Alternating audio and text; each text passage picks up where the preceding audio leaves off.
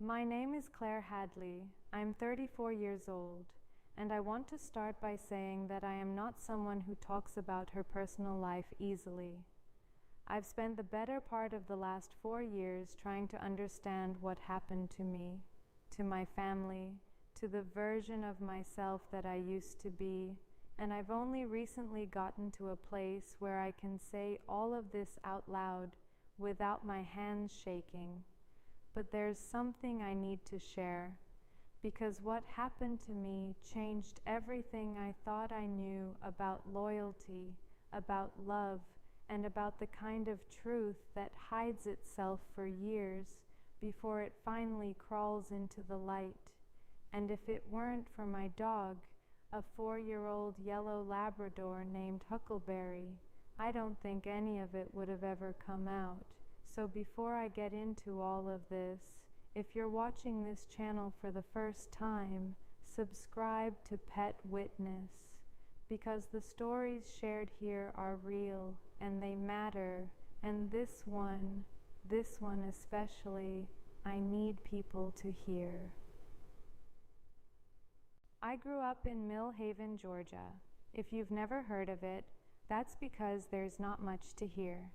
It sits about 40 minutes south of Macon, off Route 49, past the Dollar General and the old Piggly Wiggly that became a church sometime around 2009. Population, give or take, around 6,000 people. The kind of town where everyone knows your grandmother's name and your business, often in that order. My family has lived in Mill Haven for 3 generations. My grandfather, Earl Hadley, built a house on Sycamore Creek Road in 1971, a wide single-story brick home on a little over 2 acres, with a pecan tree in the backyard and a covered porch that wrapped around 2 sides. That house was the center of everything. Every Thanksgiving, every Christmas morning, every birthday that ever mattered. It smelled like cedar and my grandmother's pound cake, and that particular old house smell that I still can't describe properly, but that I would recognize immediately if I ever walked into a room that had it. My grandmother, Loretta, passed away in 2014, and when she did, something shifted in my family that I didn't fully understand until years later. At the time, I was 27. I was living in a rented apartment over on Birchwood Avenue, 1,100 square feet, 1 bedroom, drafty in the winter, paying $925 a month, and I was working as a medical billing coordinator at a clinic in Macon, driving 40 minutes each way, 5 days a week. I made $41,000 a year. I drove a 2011 Honda Civic with a dent in the rear bumper that I'd been meaning to get fixed for about 2 years. My life was quiet, organized, not exciting, but mine. I had Huckleberry, who I'd adopted from the Bibb County shelter 2 years earlier, when he was about 8 weeks old and already too large for his paws. He was the kind of dog who took up every inch of whatever space he was in. Not aggressively, just thoroughly.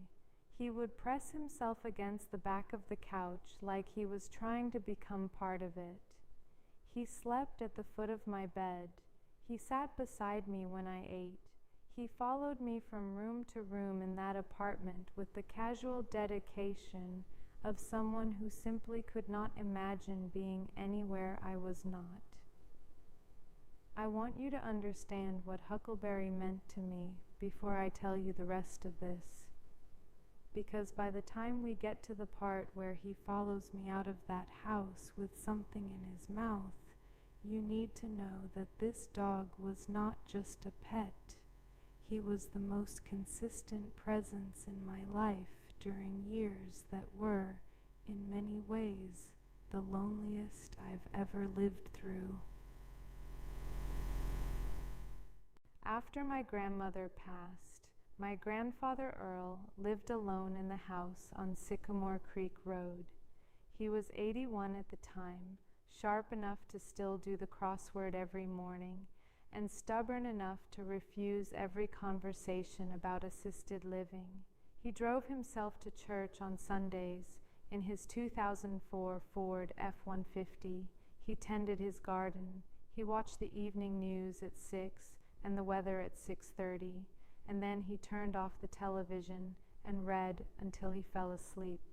I visited him every Sunday after church. I'd bring him something, a coffee from the Sunoco on Route 49 that he somehow preferred over any actual cafe, a container of soup if I'd made something during the week, sometimes just myself. We'd sit on the porch and he'd talk, and I'd listen. He told me stories about my grandmother when she was young. He told me about the time he almost moved the family to Savannah in 1978 and changed his mind at the last minute. He showed me once a photograph of my grandmother in 1969 wearing a red dress on a boat somewhere on Lake Sinclair, laughing at something off camera.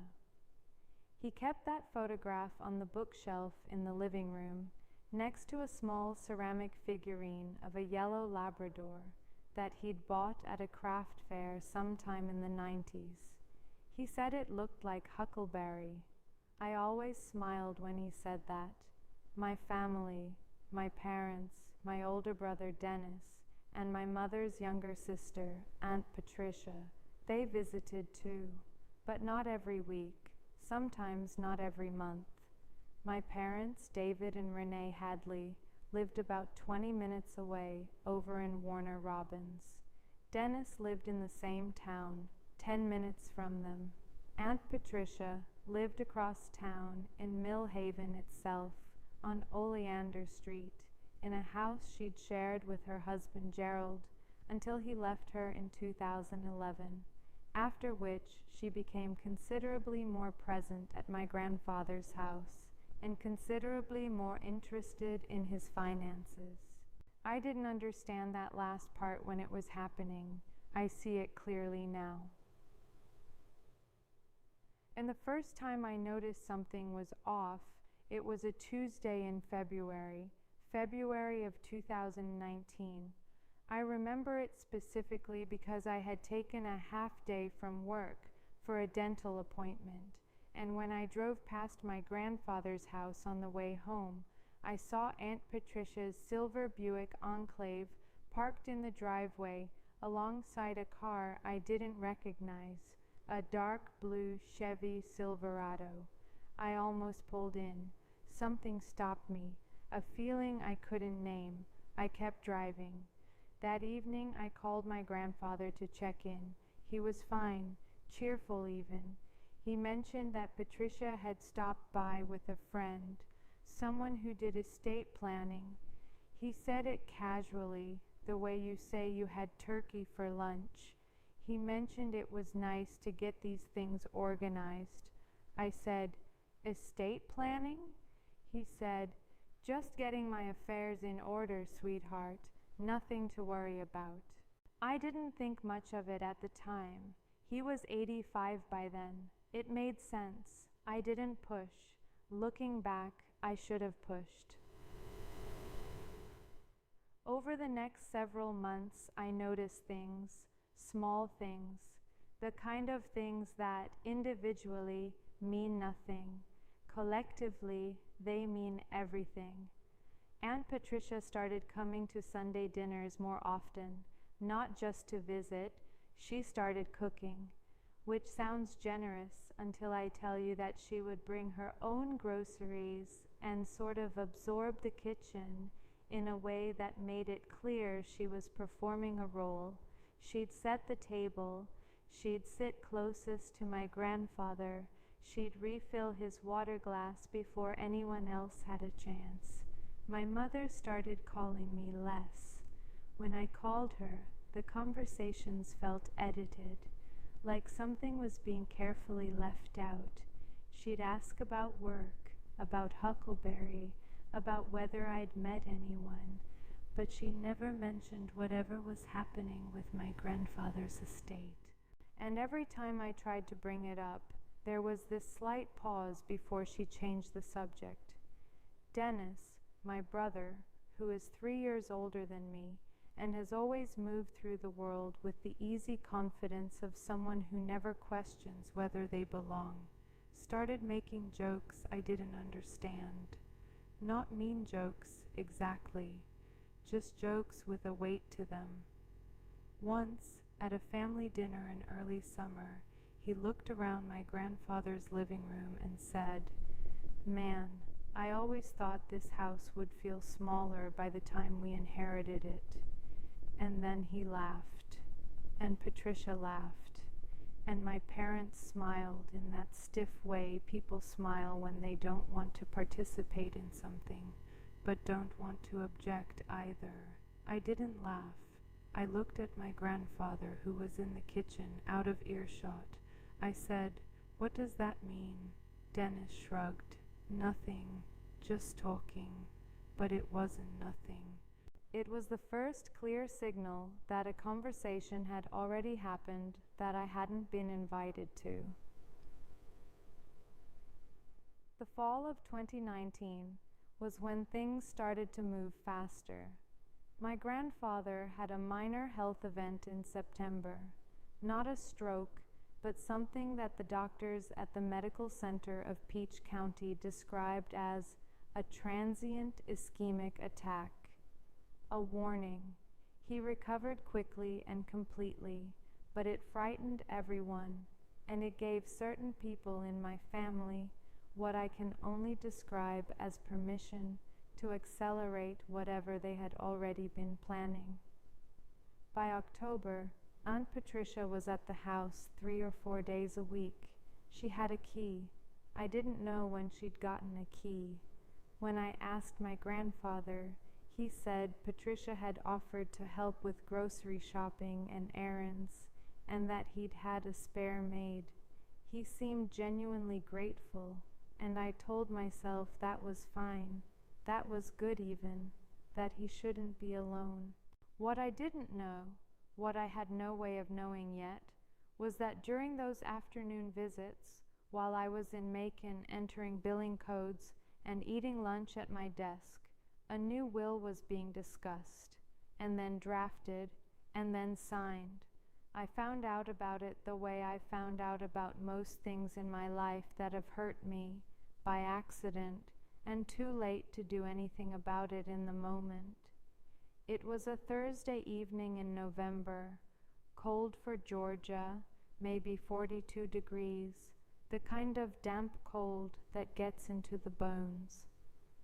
I had driven over to my grandfather's house with soup, turkey vegetable, his favorite, and Huckleberry was in the back seat because I almost never went anywhere without him. My grandfather hadn't been answering his phone that afternoon, and I wanted to check on him. When I got there, the porch light was on, which he always left on if he was expecting someone. Patricia's Buick was not there. I let myself in with my key. I had a key. I'd had one since my grandmother died, and I could hear my grandfather in the hallway, talking on the phone. I almost called out, but something in his voice stopped me. He sounded cautious, not frightened, just careful, in a way I'd never heard him be careful before. He said, "She doesn't need to know about this right now. We can handle it after." A pause. "Claire, yes. Claire." Another pause. "Patricia thinks it's better this way. I don't know. Maybe she's right." I stood in the entryway with a container of soup going cold in my hands, and I didn't move for a long moment. Huckleberry sat beside me.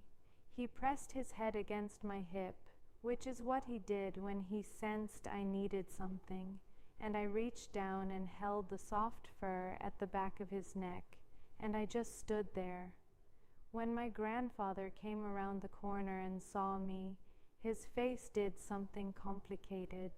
There was surprise, then something very close to guilt. then a practiced calm that settled over it like a curtain. "Sweetheart," he said, "I didn't hear you come in." "I brought soup," I said. "That's wonderful," he said. Neither of us mentioned what I'd heard.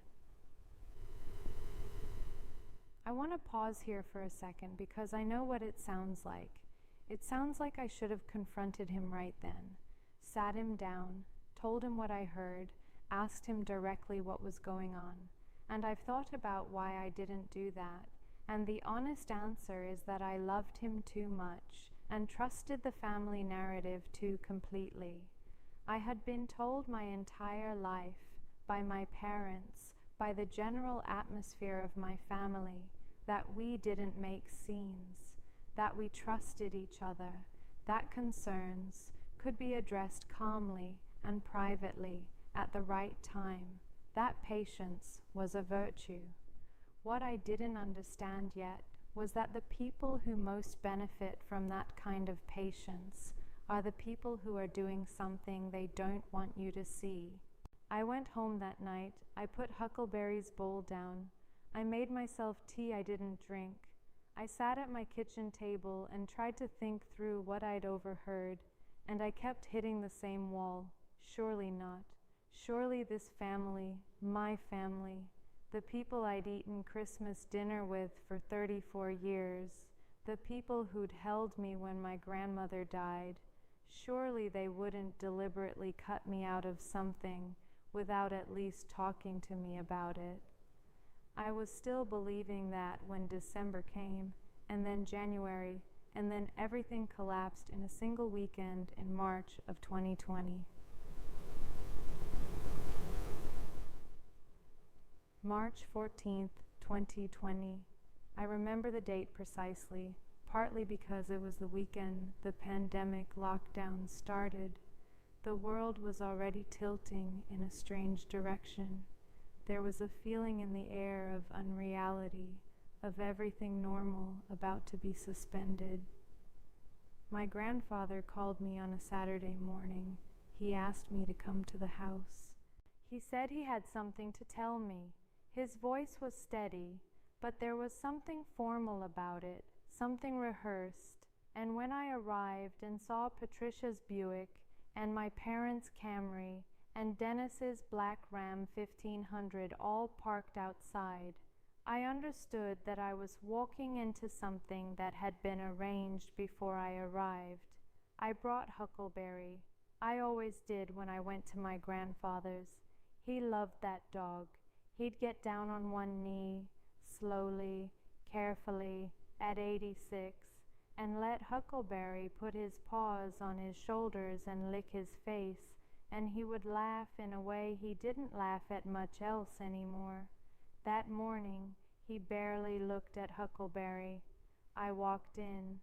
They were all in the living room, my parents on the couch, Dennis in the chair by the window, Patricia standing near the bookshelf, near the photograph of my grandmother, near the ceramic Labrador, my grandfather in his own armchair, the one that had been his for 30 years, looking like a man who had agreed to do something he no longer felt entirely sure about.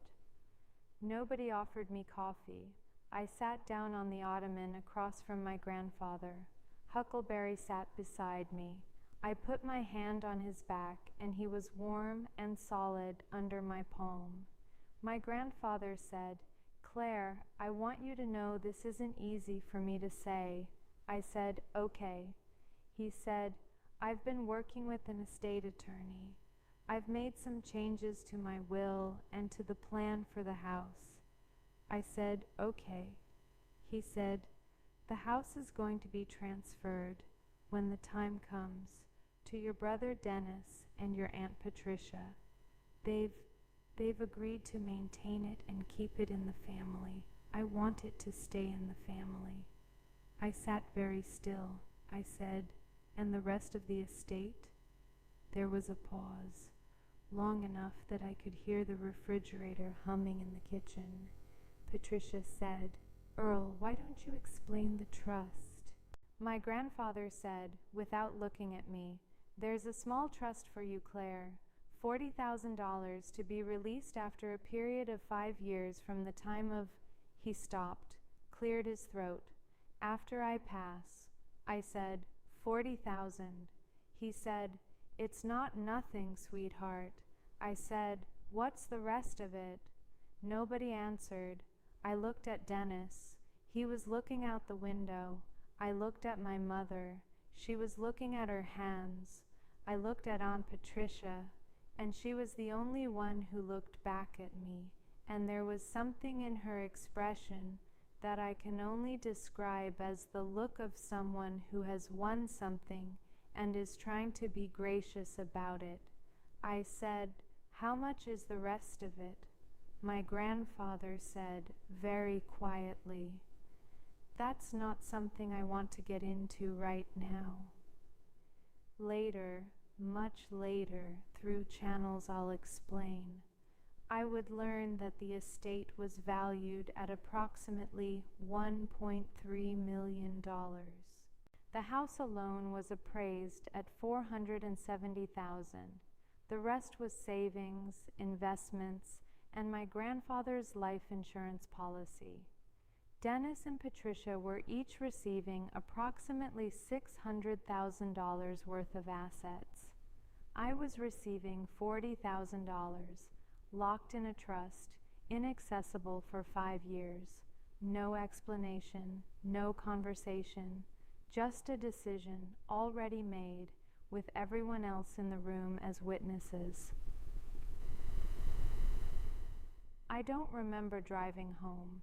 I remember being on Sycamore Creek Road, and then I was on Route 49, and then I was in my apartment, sitting on the kitchen floor with my back against the cabinets and Huckleberry in my lap, all 72 pounds of him, which is not a lapdog situation under any rational definition, and he was pressing his nose against my jaw, and I was crying in the kind of silent way where you're not sure when it started. I want to be clear about something. The money, I'm not going to pretend the money didn't matter, because it did. Not because I'm greedy, but because $40,000 locked in a trust is a very specific kind of message. It's enough to look like something, and not enough to actually be something. It's a placeholder designed to make you feel like you've been considered, while ensuring you can't challenge the arrangement. But the money wasn't what broke me that day. What broke me was sitting in that room, in the house I'd spent every Christmas of my life in, and understanding that everyone there had known about this for months. My mother, my father, my brother, my aunt. They had all sat across from me at dinners and holiday gatherings and Sunday afternoons, and they had said nothing, and that silence hadn't been an oversight or a kindness or a protection. It had been a conspiracy. The weeks that followed were quiet, in a bad way. The lockdowns meant I was working from home. The world was already strange and isolated. I would sit at my makeshift desk, a folding table in the corner of my bedroom, and enter billing codes for 6 hours, and then I would close my laptop, and the silence of the apartment would just settle. I called my mother twice. She picked up each time, and both conversations were polite and short and completely empty. I texted Dennis. He responded with a thumbs-up emoji to a question I'd asked about what exactly the estate planning process had looked like. A thumbs up, that was it. Aunt Patricia didn't contact me at all. Not a text, not a call, nothing. My grandfather called me once, on a Wednesday evening. He said he hoped I wasn't upset. He said he loved me. He said the decisions he'd made were what he thought were best for the family. I asked him who had helped him decide what was best, and there was a pause, and he said, Patricia helped me think it through. And I said, when did Patricia start helping you think things through? And he said, Claire, Don't be difficult. That was the word. Difficult. I had said 6 words and been called difficult. I said, "Okay, Grandpa, I love you," and I meant it, even then. The social erosion happened faster than I expected. By April, I noticed I had been removed from the family group chat. Not asked to leave, just removed. I found out by looking for it and not finding it. There was no message, no explanation. One day it was there, and then it wasn't. My mother posted a photograph on Facebook of a family dinner at my grandfather's house, a Sunday dinner I had not been invited to. Everyone was there, my parents, Dennis, his girlfriend Shauna, Patricia, my grandfather at the head of the table. They were smiling. The pecan tree was visible through the window behind them. My grandmother's blue serving dish was on the table. That serving dish had come to symbolize something in my mind. It had been in that house my entire life. My grandmother used it for green bean casserole at Thanksgiving, for pasta salad in summer.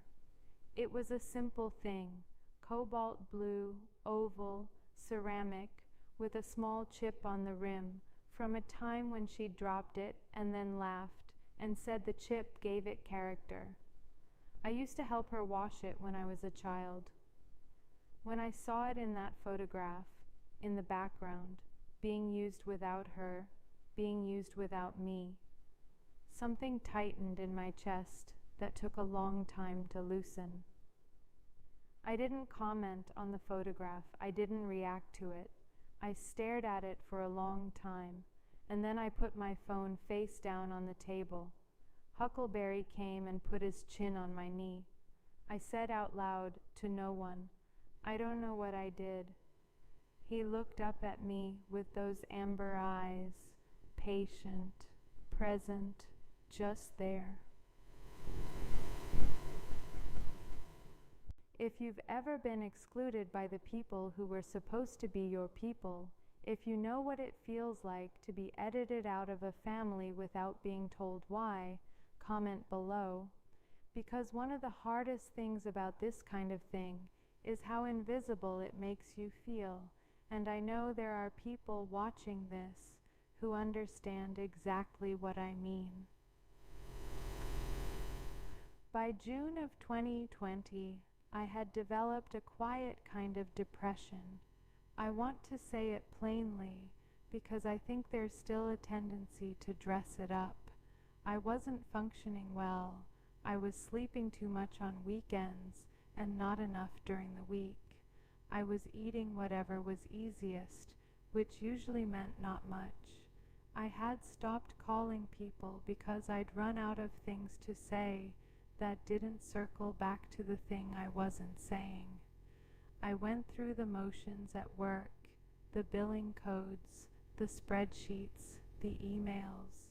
I was good at my job, and I showed up for it, and I performed competence every day from the folding table in my bedroom while Huckleberry lay on the floor beside me. What Huckleberry did during that period was something I've thought about a lot since. He didn't know what was wrong. Dogs don't understand wills or estates or group chats or Facebook photographs. But he understood something was wrong with me, and he responded to that with a consistency that I am not sure I have ever experienced from another living being. He stopped sleeping at the foot of the bed and started sleeping pressed against my back every night. He would pace around the bed until he found the exact position where he was touching me, and then he would exhale this long, slow breath and go still. In the morning, he would wait until I woke up, and then he would put his nose against my hand, not demanding, not pushy, just checking, just saying, "I'm here, still here." I don't know how to fully explain to anyone who hasn't had a dog during the worst time of their life what that means. It doesn't fix anything. Nothing about it is rational, but at 2 in the morning, when you are lying awake in a dark apartment wondering what is wrong with you, the weight of another living being pressed against your spine, solid, warm, breathing, is something. It is actually something. I started seeing a therapist in July. Her name was Dr. Anisha Patel, and she worked out of an office on Forsyth Street in Macon, in one of those old downtown buildings with high ceilings and windows that rattled slightly when trucks went by. We did sessions by video during the first few months, which I was grateful for, because I was not ready to sit in a room with a stranger and say what I needed to say. What I said in our first real session was this: "I think my family decided I wasn't worth including." She said, "Tell me more about that." I said, "I don't know why. That's the part I can't get to. I don't know what I did, or if I did anything, or if it was just me, just who I am." She didn't rush to reassure me. She just said, "That uncertainty sounds very painful." It was. It was an almost physical thing. Not knowing why is its own particular cruelty, because your brain fills in the blanks, and it almost always fills them in with the worst possible answers. Over the following months, Dr. Patel and I did slow, careful work. She helped me understand what family systems look like when they organize themselves around power and resources. She used words like scapegoating and triangulation that I had to look up and then felt sick about when I recognized them. She helped me understand that being excluded wasn't proof that I was wrong or broken or insufficient. She also told me something I've carried with me ever since. She said, "The cruelest thing about this kind of family dynamic is that they need you to believe you deserve it, because the moment you stop believing that, the whole structure loses its power." I wrote that down on a post-it note and stuck it to the cabinet above my desk. It took about 8 more months before I actually believed it.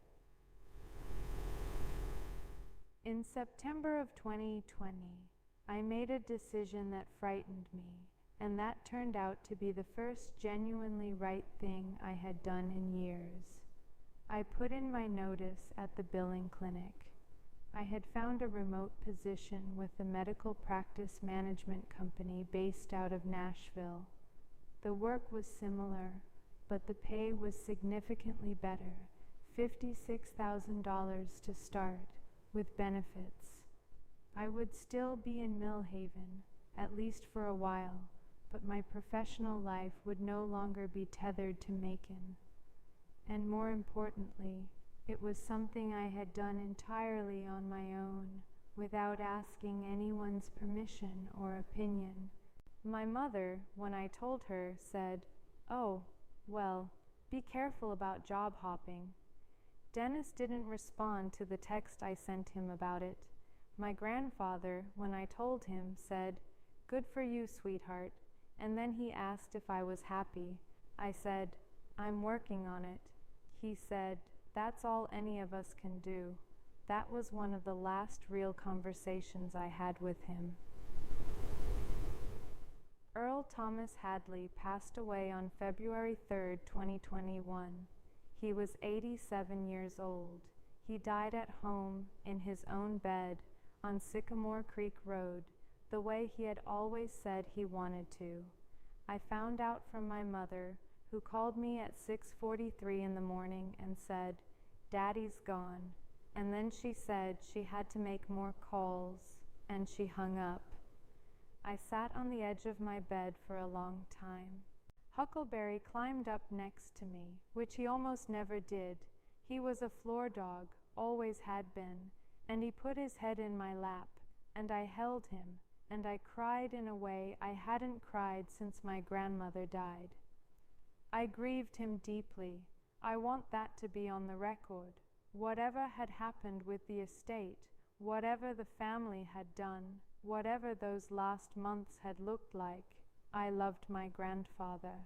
He had been kind to me my entire life, and I believe, in my clearest thinking, that he was a man who was managed by someone he trusted and who was too old and too tired to push back effectively.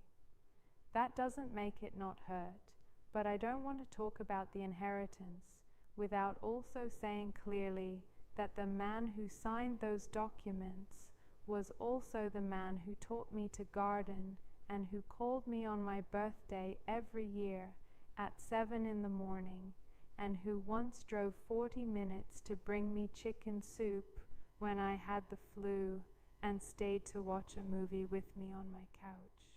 Both things are true, and that's one of the hardest parts. And the funeral was held at First Baptist Church of Mill Haven on a Wednesday in February, the sky the color of old pewter, the temperature dropping as the afternoon wore on.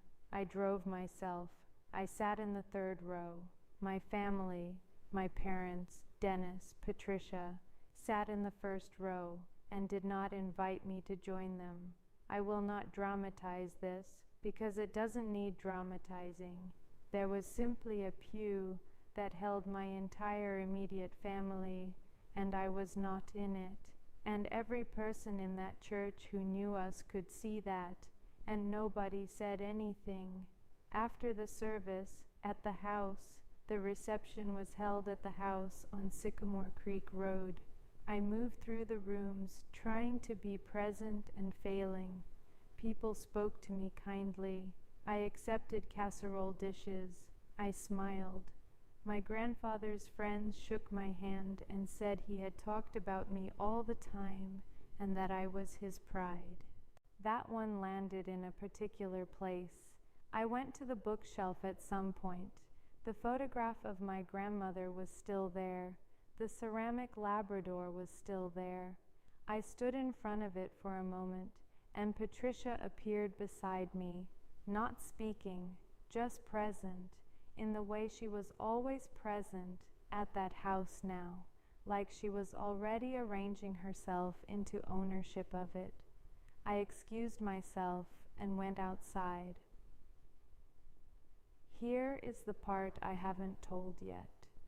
In the weeks after my grandfather's death, when the estate began to formally transfer, I started hearing from people, not family people, not the inner circle, but peripheral family, cousins, old family friends, people who had known my grandfather for decades. My second cousin, Renata, who lives in Perry, Georgia, called me one evening in March. She's about 10 years older than me, and we've never been especially close, but she called and said she needed to tell me something. She said, "I don't know if this is my place, but something's been bothering me for a long time, and I figured after Earl passed, the time for staying quiet is over." I said, "Okay." She said she had been at my grandfather's house in August of 2019, helping Patricia clear out some closet space. She said while Patricia was in the kitchen, she'd noticed a folder on the desk in my grandfather's study. She hadn't meant to look at it. It was just open. But what she saw was a printed email chain between Patricia and the estate attorney. In that email chain, Patricia had laid out, in clear language, a strategy for restructuring the estate that specifically minimized my share. Her reasoning, stated plainly in writing, was that I was financially irresponsible and emotionally unstable, and that leaving me a significant inheritance would be contrary to Earl's long-term legacy. Renata said, "She had no evidence for any of that, Claire. Nothing. I've known you your whole life." I didn't know what to do with what I saw. I was very quiet on the phone. Then I said, "Did you take a photograph of it?" There was a pause. She said, "I did. I didn't know why at the time. It just felt like something I shouldn't let disappear. I need you to understand what that felt like. 2 years of trying to make sense of something that had never made sense, of looking for the logic of my own exclusion, of being told, by the silence, by the removal from the group chat, by the careful pity in everyone's eyes, that I had somehow brought this on myself. And then someone calls you on a March evening and tells you, it was constructed, it was manufactured.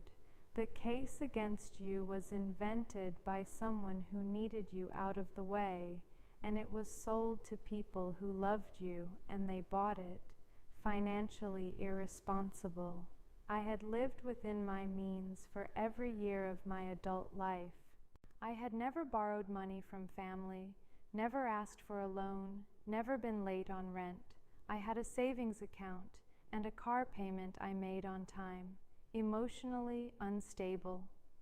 I had, by the assessment of my therapist, one of the most measured and internal responses to pain she had encountered in her practice. I didn't make scenes. I didn't rage. I didn't create drama. I was the opposite of unstable. I was so controlled I could sit in a room while my inheritance was taken from me and say, okay, and drive home without raising my voice. Patricia had taken those two phrases, financially irresponsible, emotionally unstable, and she had used them like keys. She had used them to open a door in my grandfather's mind and lock me out. I want to pause and tell you that if you're watching this channel, Pet Witness, and this story is resonating with you, please subscribe, because this is exactly the kind of story that deserves to be heard by more people. Not just for my sake, but for everyone who has ever been told by the people closest to them a false version of themselves. Subscribe to Pet Witness and stick with me, because we are not done yet, not even close. Renata sent me the photograph, a single image, slightly blurry at the edges. She'd taken it quickly on a phone she'd had for a while, and the resolution wasn't perfect. But the words were there, legible. Patricia's name in the sender field, the attorney's name in the recipient field, the date, July 23rd, 2019. I took it to a lawyer. Her name was Margaret Coyle, and she practiced out of an office in Warner Robins in a low brick building on Watson Boulevard. She was in her mid-50s, pragmatic, thorough, and not given to unnecessary comfort.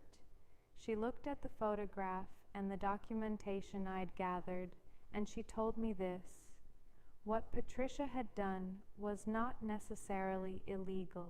My grandfather had the legal right to leave his estate to whomever he chose, but the misrepresentation, the manufactured characterizations used to influence a vulnerable elderly person's decisions, combined with the question of his cognitive state in the final years, gave me grounds for a will contest. She said, "It's not going to be easy, and it's going to cost money you may not have, but you have more here than most people who come through that door." I said, "What would we need to prove?" She said, "Undue influence, that someone in a position of trust used that trust to redirect his decisions in a way that didn't reflect his actual wishes." I thought about my grandfather saying, "Patricia thinks it's better this way." I thought about the phone call I'd overheard on that November evening, with the cold soup in my hands and huckleberry pressed against my hip. I said, "How do we start?"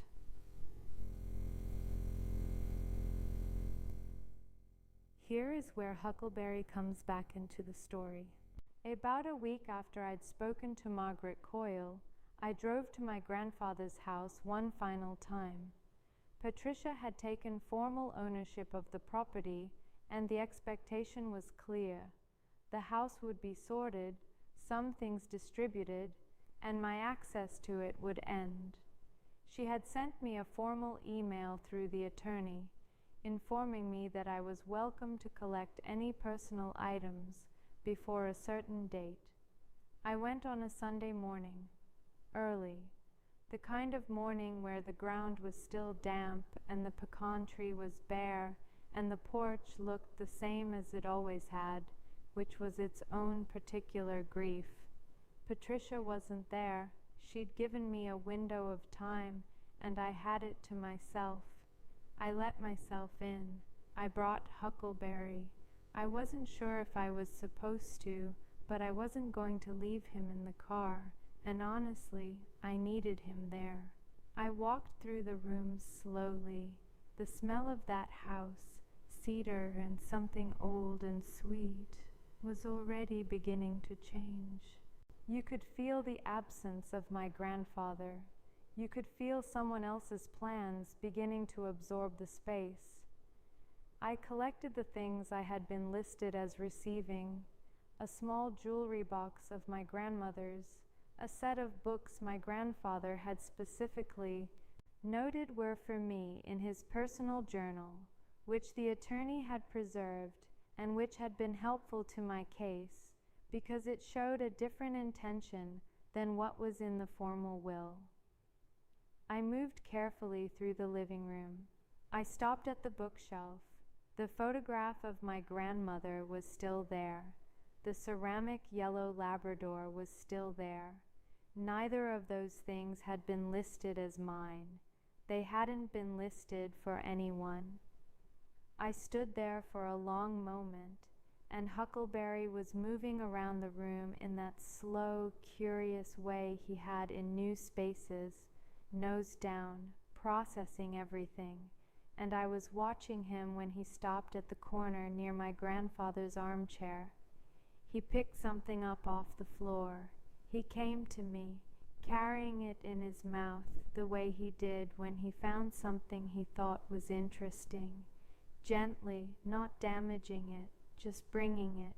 It was an envelope, cream-colored, the paper thick, the kind my grandfather used for important correspondence. It had slipped down between the armchair and the side table, which is why I hadn't seen it before, why probably nobody had seen it. There was no stamp on it. It had never been mailed. On the front, in my grandfather's handwriting, the careful, slanted, cursive he'd used his entire life, it said one word: Claire. My hands were shaking when I took it from Huckleberry's mouth. He sat down in front of me and looked up at me, and I looked down at him, and something moved through me that I cannot name properly. It wasn't a movie moment. It wasn't music. It was just a dog who had followed me faithfully for 5 years through an empty apartment and a broken family and 2 years of quiet devastation, standing in my grandfather's living room with an envelope in his mouth, looking at me. I sat down in my grandfather's armchair, which I should have asked Patricia about, and I didn't care. I opened the envelope. The letter was 2 pages, written by hand, front and back of each page, dated October 12th, 2020, 4 months before he died. I am going to share what it said, because it's the most important part of this story, and because my grandfather wrote it for me, and I believe he meant for me to have it, and I believe he lost his nerve and couldn't figure out how to make sure I got it, and I believe it fell between that chair and table and stayed there until a dog who loved me found it. He wrote, "Dear Claire, I have been trying to write this letter for a long time, and I keep stopping because I don't know how to say what I need to say, but I'm not getting younger, and I think maybe saying it badly is better than not saying it at all." He wrote, "I made decisions about this family and this house that I was told were the right ones, and I am not certain they were. Patricia has been very good to me, and I am grateful, but I have been thinking lately about things she told me about you, that you were struggling, that you were not in a good place, that a large inheritance would not be good for you right now, and I have been thinking that I don't know where she got those ideas, because they don't match the girl I know. They don't match my Claire. He wrote, "You come every Sunday. You brought me soup. You sat with me on this porch, and you listened to me when I talked about your grandmother. That's not a struggling person. That's a good person." He wrote, "I don't know that I can change everything. I don't know that I have the strength left to start that fight. But I want you to know that I see you, sweetheart. I always saw you. And I'm sorry that I let other people tell me what to think about someone I've known since the day they were born." He wrote, "Whatever happens with the house and the money, please know that the most valuable thing I have is not any of that. Your grandmother's blue dish is in the kitchen cabinet. I'd like you to take it before Patricia gets to it. It should be yours." And then, at the bottom, he wrote, "I love you, Claire Marie. You are my pride. I don't say that enough. I should have said it more." I sat in that armchair for a long time. Huckleberry put his head in my lap. The house was quiet. The refrigerator hummed in the kitchen. Somewhere outside, a bird started and stopped. I put my hand on Huckleberry's head, and I said, very quietly, "Thank you." He exhaled, long, slow. I went to the kitchen cabinet, and I found the blue dish, cobalt, oval, with the chip on the rim, and I wrapped it carefully in a dish towel, and I put it in my bag, and then I left. What happened next took about 14 months. Margaret Coyle filed the will contest in late April of 2021. The grounds were undue influence, misrepresentation, and questions regarding cognitive capacity. The photograph that Renata had taken became central evidence. Margaret's investigator also found, through financial record requests, that Patricia had been named as a beneficiary on 2 of my grandfather's financial accounts as early as 2018, a move that had been made during one of her visits with no family notification, and that the bank had flagged internally but not pursued. The case did not go to a full trial. I want to be clear about that. What happened instead was what lawyers call a mediated settlement, which is when the other parties agree to negotiate rather than risk a courtroom. I don't know exactly what Patricia thought when she was served. I don't know what Dennis and my parents said to each other in private. I can only tell you what happened from the outside, which was this.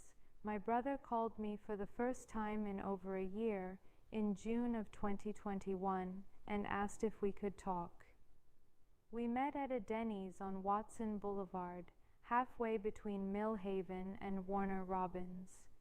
It was a Wednesday, 11 in the morning, and the restaurant was nearly empty. He was already there when I arrived. He looked tired. He said, "I didn't know about the email." I said, "Okay." He said, "I knew about the will changes. I knew you were getting less."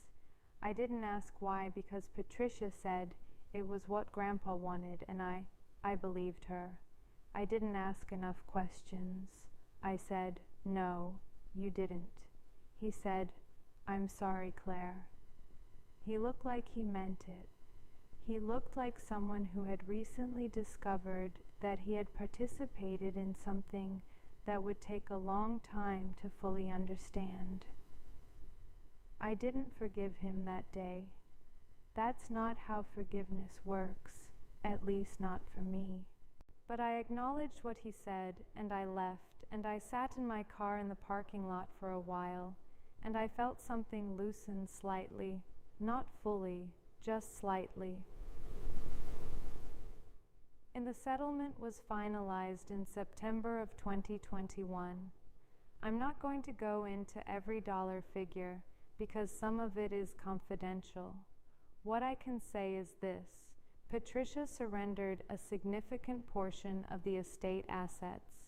The house itself remained in contention for several additional months and eventually sold, with the proceeds divided according to the settlement agreement. I received substantially more than $40,000. I received enough to change my circumstances. Patricia was not criminally charged. Undue influence, as Margaret had explained, is difficult to prosecute criminally, but she was exposed. The email chain became part of the court record. People in Mill Haven, which is, again, a town of 6,000 people where everyone knows your business, found out what she had done. She resigned from 2 community organizations she had been involved with. She stopped attending the church they'd both gone to for 20 years. I'm told she sold her house on Oleander Street and moved to Florida. I don't know if I'm supposed to feel satisfied by that. I don't know if that's justice exactly. What I know is that the truth was on the record, that it was documented, that when it was laid out in black and white, the email, the financial maneuvers, the manufactured characterizations, the people who had believed Patricia and gone along with her plan were forced to look at what they had participated in, and that accountability, however incomplete, was not nothing. I moved in January of 2022 to Savannah, Georgia. Funny, isn't it? My grandfather almost moved the family to Savannah in 1978 and changed his mind. Maybe it was always supposed to be in the family eventually. I found an apartment on Tatnall Street, 1 bedroom, higher ceilings than anything I'd lived in before, original hardwood floors that creaked in a way I found immediately comforting. The rent was more than I'd ever paid, but I had more than I'd ever had, and I was careful about it, the way I had always been careful about money, because that is who I am, regardless of what any manufactured characterization says. Huckleberry took to the new apartment immediately. He found his spot, beside the couch, front left paw extended, chin on the floor, within about 20 minutes of the movers leaving. He looked up at me from that spot with his amber eyes and his settled expression, and I thought, there it is, home. I kept my remote work. I started walking more. Savannah is a good city for walking. The squares, the Spanish moss, the way the light comes through the trees in the evening. I started cooking real meals. I bought better coffee and made it at home and drank it while it was still hot.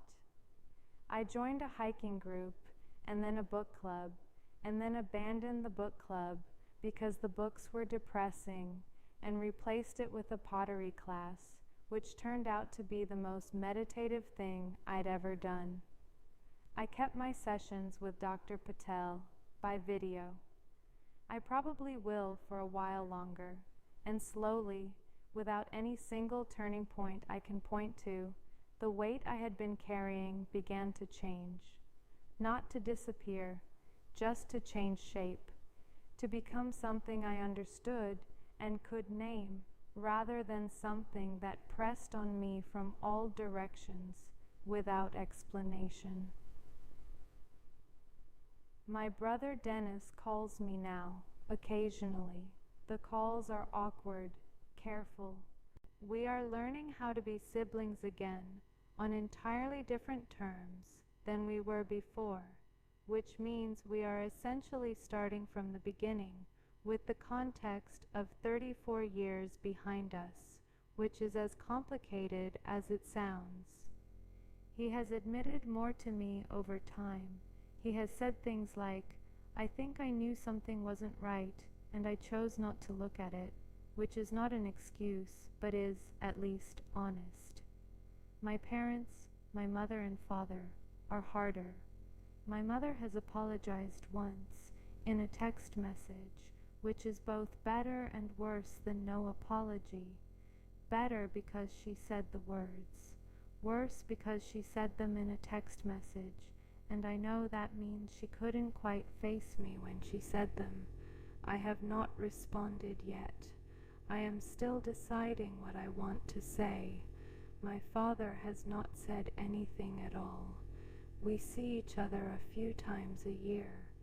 He asks about my work. I ask about his garden. We both pretend that there is not a gulf between us, the width of several years of silence and complicity. I don't know what the future of my family looks like. I'm not sure I can know that yet. I want to come back to Huckleberry for a moment. He turned 8 this past spring. The vet says he's healthy, active for his age, good joints, ears clear. He has gray on his muzzle now. Not a lot, but enough that I notice it every morning when he sits beside me while I drink my coffee. That particular gold of a Labrador's fur, and then the fine silver at the edges of his face. He still follows me from room to room. He still presses himself against the couch. He still exhales that long, settling breath when he finds the exact position he wants and decides to stay. He found a letter in a dying man's living room that changed the course of my legal case and gave me a piece of my grandfather back. He carried it to me in his mouth, gently, without understanding what it was, only understanding that I might need it.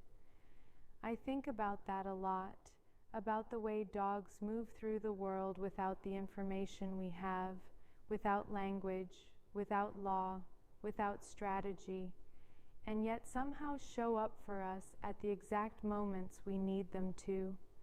Not because they understand the stakes, because they love us, and they follow us, and they find us things when we are lost. I have the ceramic yellow Labrador from my grandfather's bookshelf. It sits on my windowsill in Savannah, beside the cobalt blue dish, which I use on Sundays. I have the letter, framed, on my bedroom wall. I have the photograph of my grandmother in the red dress on the boat at Lake Sinclair.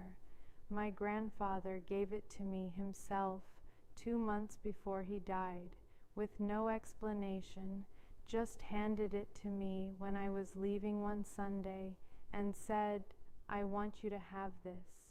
I think he was trying, in his way, to tell me something he couldn't say directly. I think he gave me that photograph because he knew, even then, that something was wrong, and that was how he apologized. I think about what it cost me, not the money, though that was real, and the fight was real, and the legal fees were real. I think about the 2 years of silent erosion, the Sundays that stopped meaning what they used to mean, the photograph on Facebook that I stared at for too long, the group chat I disappeared from, the cup of coffee that was never offered when I walked into that living room on that March morning. I think about all the things I questioned about myself during that time, whether I was too sensitive, whether I had done something I wasn't aware of, whether the family I thought I knew had always been slightly different from the family I imagined. I don't think those questions are fully answered. I'm not sure they're answerable. What I know is that I am on the other side of something, not unscathed, not the same, but standing, steady in a way I wasn't before, because the steadiness I have now is built on something I know is real. It was tested, and it held. Dr. Patel said once, "You found out that you could survive something you thought would break you. That knowledge belongs to you now. Nobody can take that away." To anyone watching this who is in the middle of something like this, who is sitting in the apartment with the unopened messages and the cold coffee and the sound of the refrigerator in the silence, I want to say something. The people who excluded you have likely told themselves a story about why they did it, a story where you deserved it, or needed it, or were too much, or not enough. They told that story to themselves, and possibly to each other, and possibly to others, but the story they told is not the truth. It is a story they needed to tell, so they could do what they were going to do anyway. You don't have to believe that story. You never had to believe it, and the longer you survive without it, the less power it has. If this story has meant something to you, I'd ask you to subscribe to Pet Witness, not because I need the numbers, but because the people who share their stories here are real, and they deserve an audience that shows up for them. Subscribe and leave a comment below, because I read them. I read everyone, and hearing from people who understand something of what this is like, it still matters to me. My grandfather used to say, on the porch on Sycamore Creek Road, in the late afternoon, with the pecan tree casting its long shadow across the yard, that the best thing a person could do was outlast the hard thing, not overcome it, not defeat it, just outlast it. Just still be standing when the hard thing ran out of steam. I'm still standing, and beside me, gray at the muzzle, amber-eyed, warm and present, and entirely unconcerned with the state law, is the dog who followed me out of that house with a letter in his mouth. His name is Huckleberry, and I don't know what I would have done without him. I mean that simply, without drama or flourish. I just mean it.